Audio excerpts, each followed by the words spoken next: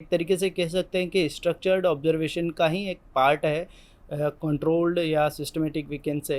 तो ये उसी तरीके से चीज़ें इसमें भी होती है। देन हम बात करते हैं कि एक सिस्टमेटिक ऑब्जर्वेशन क्या है।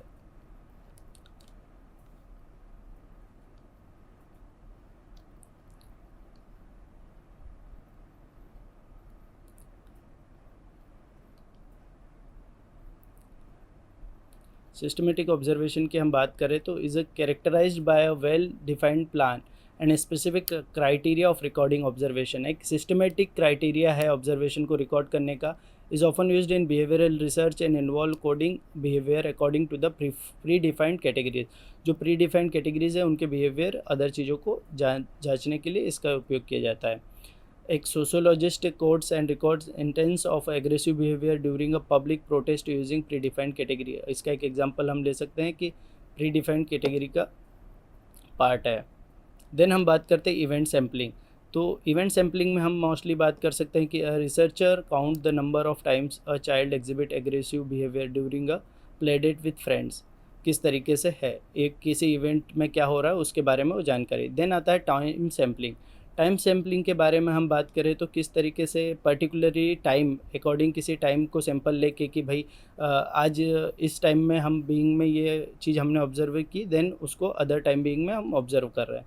Then longitudinal observation involve observing the same subject or situation over a extended period। Other period में जैसे टाइम में हम उसको डिफाइंड टाइम में करते हैं, देन इसमें भी उसे हम सर्वल ईयर्स के बाद लॉन्गिट्यूडनल पीरियड के बाद हम उसे ऑब्जर्व करते हैं। देन आता है cross sectional observation. In cross sectional observation researcher observe different subject और a group at a single point in a time. इसमें एक ही टाइम में होता है। This method is often used for comparative studies. Example अगर हम बात करें तो researcher observe different age group to compare the reading abilities of first grade, third grade and fifth grade people. तो वो एक क्रॉस सेक्शनल हो जाएगा, एट अ सेम टाइम पे होता है, बट उसी टाइम पे अदर ग्रेड्स के लोगों की वो ऑब्जर्व करता है। देन आता है डायरेक्ट ऑब्जर्वेशन। तो then direct observation involves physically, directly हम उस इवेंट्स में या उसमें इन्वॉल्व होते हैं, तो वो भी उसमें बात करते हैं। तो direct observation involves physically witnessing the event और behaviour under study rather than relieving on second handed report और अ डॉक्यूमेंट। किसी डॉक्यूमेंट पे इन्वॉल्व हम रिसर्च नहीं करते, वो डायरेक्टली इन्वॉल्व होता है, तो उस पर हम बात करते हैं। तो जैसे अगर हम बात करें कि एक कोई हम चिंपांजीज के ग्रुप पर अगर wild to record their feeding habits and social interaction, तो वो हम उस टाइम पे ही डायरेक्ट इन्वॉल्वमेंट होके कि किस तरीके से उनकी हैबिट्स है उसे इन्वॉल्व करते हैं। देन हम बात करते हैं indirect observation. It relies on source like document record or other people's report to gather data about event or a behavior। Researcher don't directly witness the phenomena। Sometime indirect में क्या होता है कि हम पहले से जो ऑब्जर्व की गई है उन्हीं चीज़ों पर हम हमारी रिपोर्ट या हम रिसर्च करते हैं उसी डाटा को यूज़ करके। तो वहाँ हमारा इनडायरेक्ट ऑब्जर्वेशन, हम मतलब रिपोर्ट्स को ऑब्जर्व करते हैं कि उन्होंने क्या ऑब्जर्व किया और उस पर हम हमारा ऑब्जर्वेशन रिसर्च करते हैं। जैसे जो हिस्टोरिशियन रिकॉर्ड्स जो होते हैं कि जो पुराने रिकॉर्ड्स है सोशल पॉलिटिकल कंडीशंस और पास्ट एराज, तो उन पर रिसर्च करके आज के बारे में हम उन्हें व्यू पॉइंट देते हैं कि उस समय मोहनजोदड़ो में ये टेक्निक्स यूज़ होती थी। तो हम उस पर एक रिसर्च या रिपोर्ट करके, तो उसे हम इनडायरेक्ट ऑब्जर्वेशन होता है। वो जो पास्ट में हिस्टोरियंस ने ऑब्जर्व किया था उसे हम उसी को स्टडी करते हैं। देन हम बात करते हैं नेक्स्ट स्लाइड में, the choice of observation method depends on the research objective, ethical consideration and the context of study। Research often select the most suitable method or obtain the desired information and maintain the integrity of the research process। Mostly अगर हम कोई method use करना है तो वो depends करता है कि किस तरीके का हमारे पास सैंपल है, किस तरीके का डेटा हमें कलेक्ट करना है, उन चीज़ों पे ये डिपेंड करता है। देन हम नेक्स्ट स्लाइड में बात करते हैं एडवांटेजेस की, कि क्या क्या एडवांटेजेस हैं अगर हम ऑब्जर्वेशन मेथड्स यूज़ करते हैं, तो उसके प्रॉपरली हमें एडवांटेजेस क्या क्या हैं। तो हम बात करते हैं कि फर्स्टली इसका है direct and natural data collection.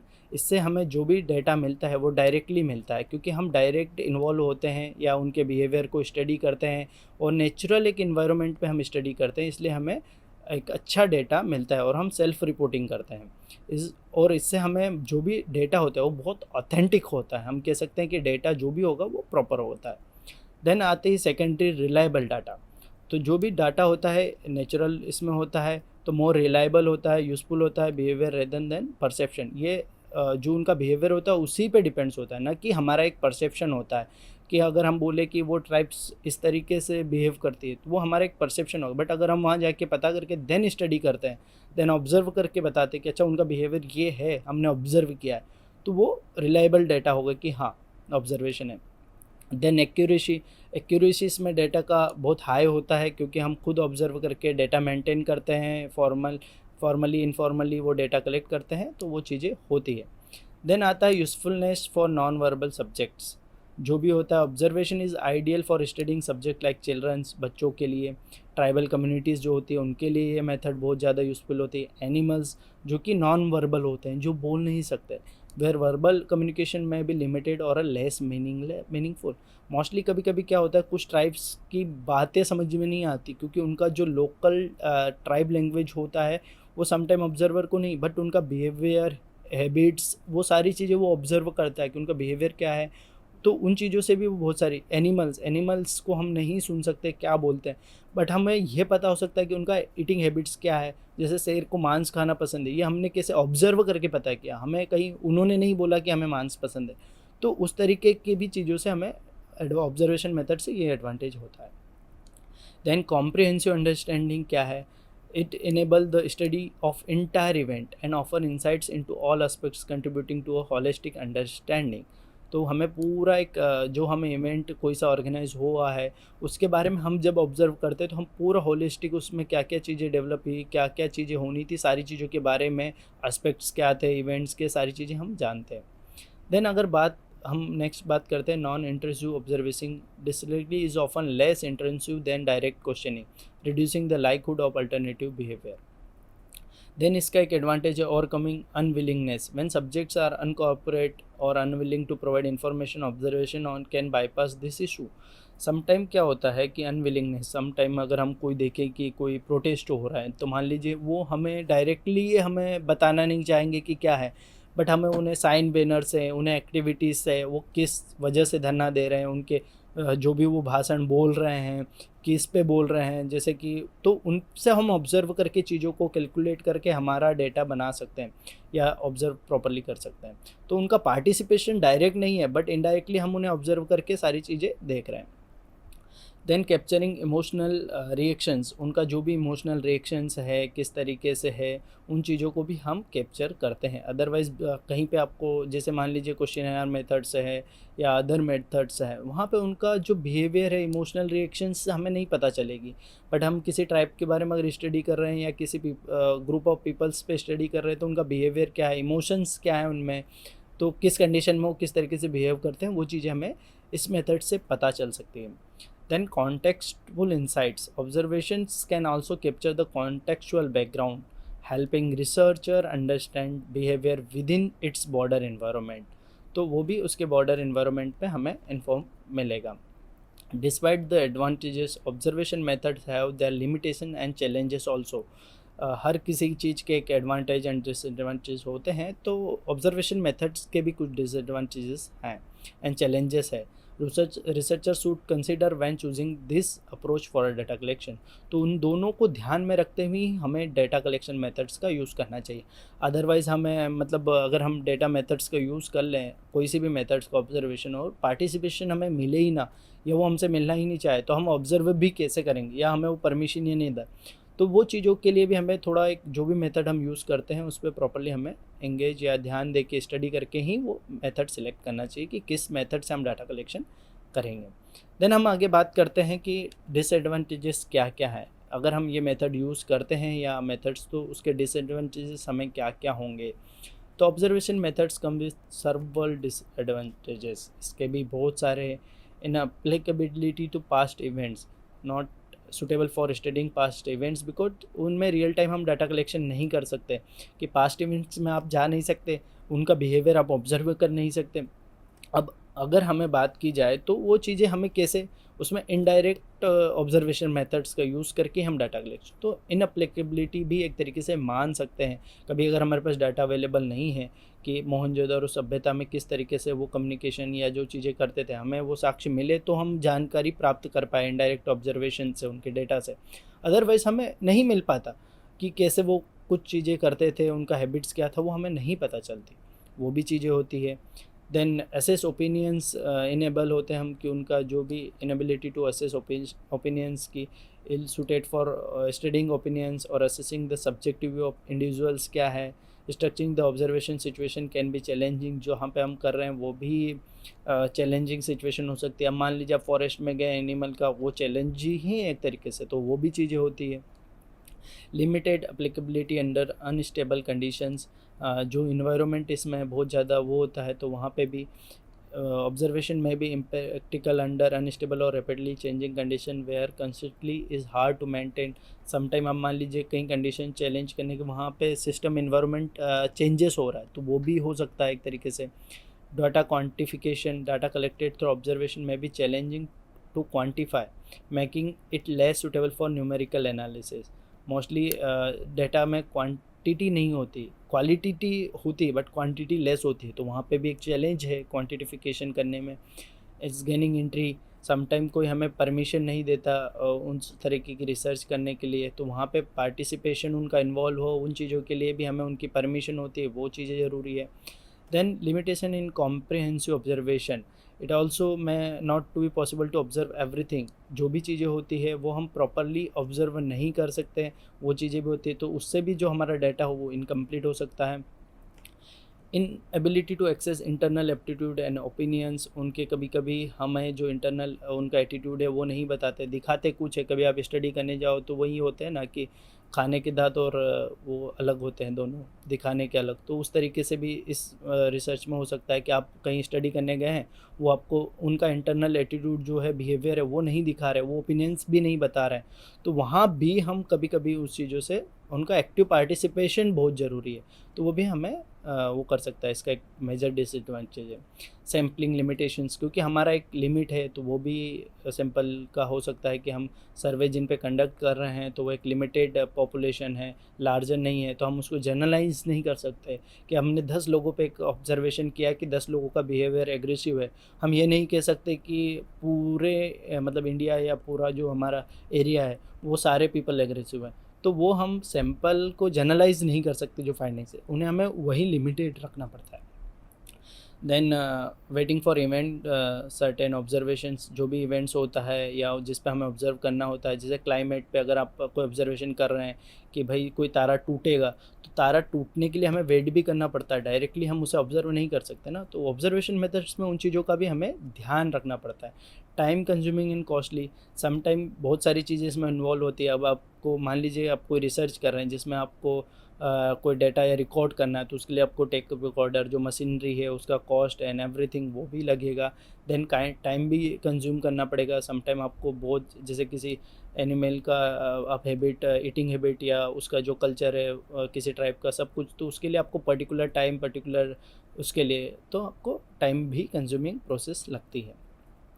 Then lack of standard procedure, इसका एक प्रॉपर स्टैंडर्ड प्रोसीजर भी राइट नाउ नहीं है कि आपको किस तरीके से रिसर्च करना है, किस तरीके से नहीं करना, ऑब्जर्वेशन किस तरीके से क्या चीज़ें ऑब्जर्व करें, उन चीज़ों के लिए भी हमें एक स्टैंडर्ड प्रोसीजर होना चाहिए, बट वो नहीं है।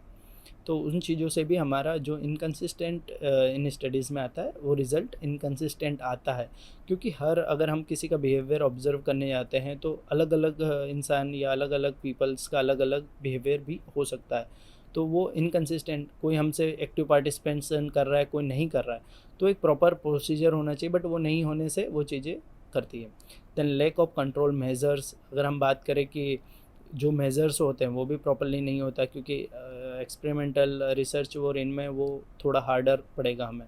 Then privacy and sensitivity, some time कोई चीज़ें प्राइवेट होती है जो हम, वो हमसे शेयर कर दें या हम ऑब्जर्व कर दें, बट विदाउट कंसेंट हम उन्हें लोगों तक नहीं बता सकते या नई चीज़ों को वो कर सकते हैं, हमारी रिसर्च में डाल सकते हैं।